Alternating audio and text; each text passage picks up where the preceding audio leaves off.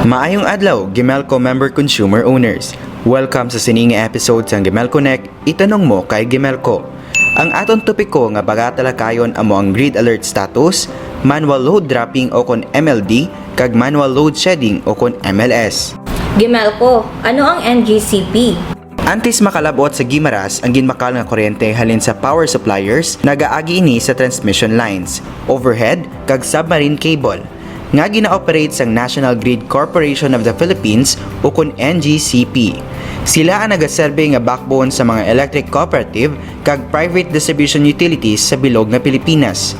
Ang substation sang NGCP naga-step down o kung nagapanaog sang boltahe sang kuryente halin sa mga power suppliers para hilway inigamiton sa mga distribution utilities pareho sang Gimelco kag sa iban pa nga parte sang Pilipinas nga konektado sa grid. Gimelco, ano ang ginatawag nga grid alert status? Ang grid alert status isa kapag abiso kung ano ang sitwasyon sang power supply sa grid. Mayara duwa ka klase ang grid alert status sang NGCP. Ini ang yellow kag red alert. Gimelco, ano bala ang yellow alert kag red alert? Ang yellow alert amo ang pagnubo sang supply sang kuryente bangod sa pagnipis sang reserba. Ginapasaka naman ini sang NGCP sa red alert kung kulang o kung wala sang nagakaigo nga supply sang kuryente nga kinanglanon sa bilog nga grid. Tungod diri, posible na magtigayon sang rotational power interruptions o kung manual load dropping sa mga apektado nga lugar depende sa abiso sang NGCP.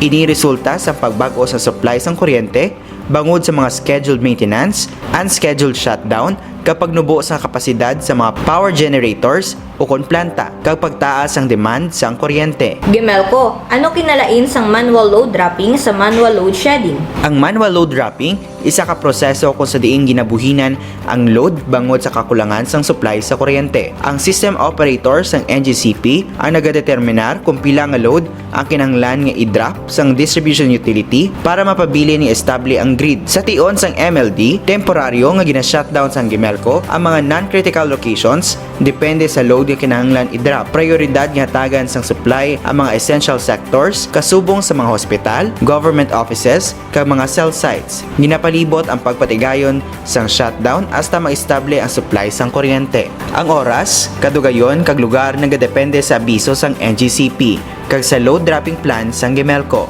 Ang manual load shedding naman amo ang proseso kung sa diin ginapaigo sa mga distribution utilities angay sang Gimelco ang gamay nga load nga mahatag sang NGCP. Rason nga may kakulangan sa supply sang kuryente bangod sa pagtaas ang demand kag kulang nga power generation. Pareho sang MLD, gina-prioritize ni Gimelco ang mga essential sectors sa tion sang MLS kung pila lamang ang load nga ginahatag halin sa NGCP.